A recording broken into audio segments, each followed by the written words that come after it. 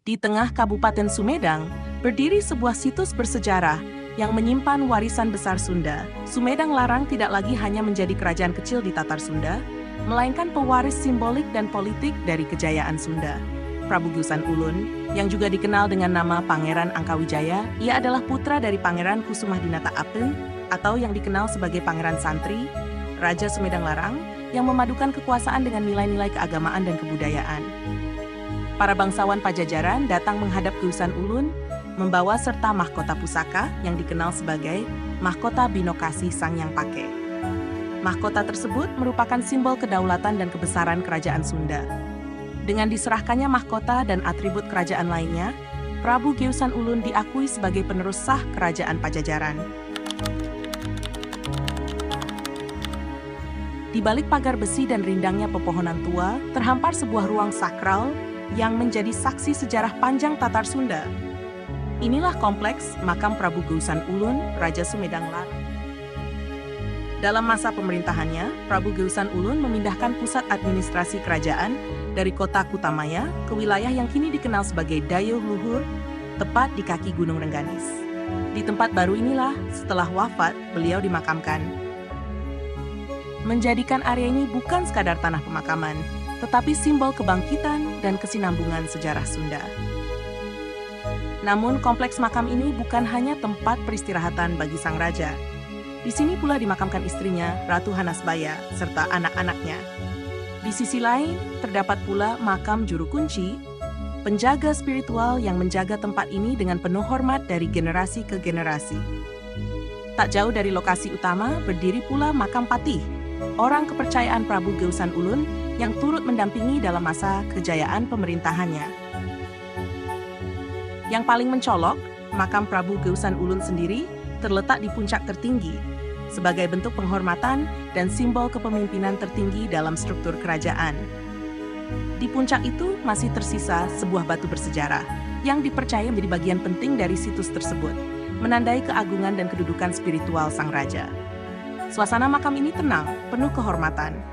Orang-orang datang membawa doa dan bunga tabur, menyatu dalam ritual ziarah yang masih lestari hingga kini. Dan dalam diamnya tempat ini, sesungguhnya tersimpan denyut kehidupan. Dari interaksi sosial masyarakat hingga kegiatan ekonomi kecil yang menghidupi banyak keluarga di sekitarnya. Disinilah sejarah tidak hanya dibaca, tetapi dirasakan, dijaga, dan dilanjutkan.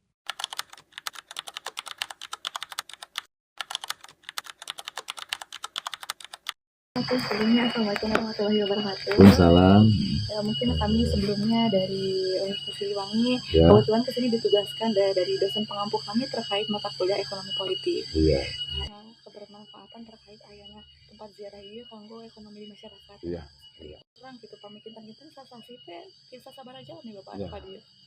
Per bulan, jadi dari kita dulu tentang sejarah dulu, ini adalah kerajaan terakhir di Tatar Sunda, ya, meliputi batas kewilayahan itu si Jawa Barat, dari timur itu Kali Pamalik, dari barat Cisadane, dari selatan Samudra Hindia, dari utara Laut Jawa. Itu kekuasaan mereka sebagai penerus kerajaan Sumedang Larang, itu wilayahnya si Jawa Barat.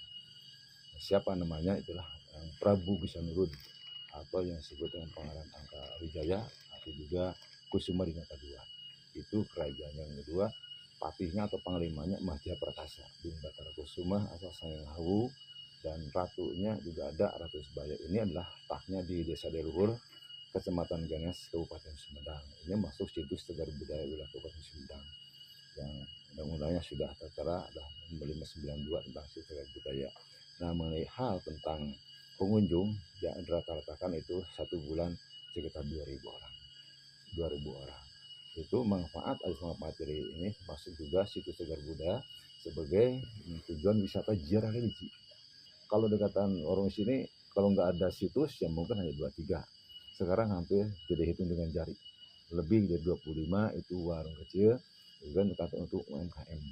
Jadi produksi yang di sini itu bisa dijual berapa ziarah sebagai ya oleh-olehnya, ya seperti sapu yang dibuat dari uyun, juga dari inyuk, ya, desa Pulidi ini sebagai kontribusi daripada para ziarah dan pengunjung untuk memanfaatkan produk-produk lokal di Dailuhur. Dampaknya itu yang paling bagus juga. Di sini ada air keramat juga, bisa pedagang-pedagang itu menjual jerigen. Ribuan jerigen per bulan itu laku untuk membawa air yang dipercaya oleh mereka tempat para wali dulu. Itu ada air ke Asihan, Agun Asihan, air Gedik Jayaan, air kehuripan, kehidupan, air kewadukan itu air kekuatan. Di sini ada tempat para leluhur dulu mandi, diteruskan para pengunjung juga boleh mandi. Saya ke pertanyaan selanjutnya Pak ini yang terkait untuk perawatan tempatnya Bapak, apa dikelola oleh masyarakat sekitar atau mungkin dari pemerintah memberikan pendanaan untuk perawatan tempatnya? Ya, alhamdulillah. Ini kita masuk situs Cagar Budaya. Dan budaya yang adalah pertama dibangun oleh Pemda Sumedang. Ini adalah aset Sumedang juga. Dibangun, pemeliharaannya diberikan kepada juru pelihara. Juga yang disebut juru kunci, ya, sebagai juru kunci di Busan Urun dan yang Pak Busan Urun di Ratu Sebaya dan Meja Prakasa. Sebagai juru kunci memelihara dan diikat juru kunci Kabupaten Sumedang, Bapak juga pengurus Ikatan Juru Kunci Kabupaten Sumedang. Nah ini pemeliharaannya oleh warga masyarakat, termasuk juru kunci, juru pelihara, sama juga ada pelindungan hukum dari desa juga. Ini kerjasama akan melestarikan karena ini sudah masuk situs cagar budaya Undang-Undang Nomor 592. Barang siapa yang merusak, mengambil dan memisahkan itu ancamannya ya 1 miliar dan 10 tahun penjara. Jadi pelihara oleh juru kunci dan warga masyarakat termasuk pemerintah desa. Terkait dengan air ya Pak. Iya. Jadi dari warung-warung juga menjual jerigen untuk air. Nah, kira-kira untuk airnya sendiri itu kita ada biayanya tersendiri atau cukup untuk jerigennya saja? Iya.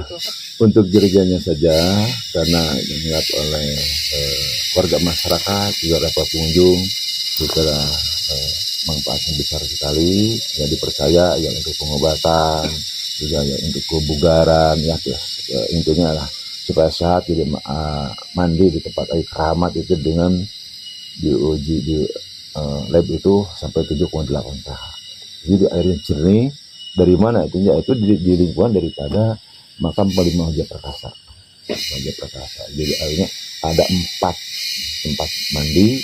Mau mandi boleh, cuci muka juga boleh, membawa juga boleh ya untuk kenang-kenangan. Karena ya dampak positif adalah jerigen mungkin di Kabupaten Sumedang yang perilaku di daerah itu ribuan kan. Walaupun pabriknya ada Kerawang, kembali di Kerawang, di Jakarta banyak di Jakarta. Nah itu alhamdulillah disebar ke masyarakat ekonomi juga untuk kenang-kenangan. Ini air keramat yang penting kita berdoa hanya kepada Allah Subhanahu Wa Taala. Pak, biasanya kalau yang paling ramai itu di hari apa ya? Oh ya, jadi setiap hari itu ada pengunjung. Ya paling sedikit ya setiap hari 30 orang, 40 orang. Bahkan ada dalam bulanan itu ada kepercayaan itu dalam 5 triliun. Itu ribuan itu satu. Ribuan tempat-tempat ziarah mungkin di Jawa Barat bahkan para wali juga sama. Itu ada lebih. Mungkin bisa 1.000-2.000 per satu malam atau malam Jumat triliun.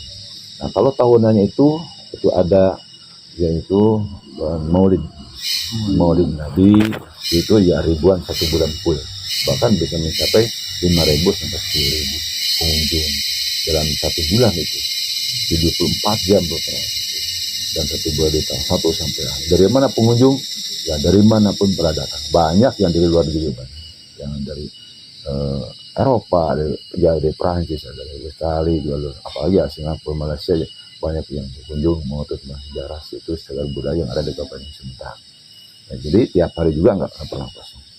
Ada itu, alhamdulillah bisa membawa berkah kepada masyarakat untuk ya produksi hasil di sini bisa berkembang untuk UMKM. Jadi Bapak mungkin kalau dari kami mungkin sekian sebelumnya. Terima kasih, mohon maaf juga jadi mengganggu waktu Bapak. Ya enggak, alhamdulillah. Ya, alhamdulillah kami juga jadi tidak hanya tahu terkait tempatnya, alhamdulillah kami juga jadi tahu terkait sejarahnya. Mungkin Bapak terima kasih sekali lagi. Ya sama-sama juga.